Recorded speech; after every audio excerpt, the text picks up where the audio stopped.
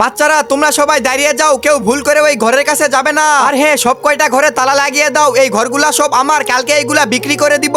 আর কেউ ভুল করে ওইখানে যাবে না, রাত 2টার দিকে তো ওইখানে শয়তান চলে আসে, বুঝতে পারছো তোমরা? ঠিক আছে উস্তাদ। বেটা তুমি এদের সবার উপরে নজর রাখো, আমি একটা কাজের জন্য বাইরে যাইতেছি। ঠিক আছে বাবা। কোথায় আছে ওই ঘর, যেই ঘরে শয়তান আছে ওই ঘরই তো আমি কিনবো। আরে না না, ওই ঘর বিক্রি নাই, চলে যাও তুমি। আরে না, ওই ঘরটাই তো আমি কিনবো। মনে হচ্ছে তুই এইভাবে মানবি না। আরে বেটা যা, তোর বাবাকে গিয়ে ডেকে নিয়ে আয়। ঠিক আছে আঙ্কেল। আরে বাবা তাড়াতাড়ি করে চলো। আরে ভাই আমি এই ঘরটা বিক্রি করতে পারবো না, কারণ এই ঘরের ভিতরে শয়তান থাকে। আরে ভাই এই ঘরের তো আমি 1 কোটি টাকা দিব, আসলে আমি দেখতে চাই এই ঘরের ভিতরে কোন শয়তান থাকে। আচ্ছা ঠিক আছে তাহলে। এই শয়তান দাঁড়িয়ে যা তুই।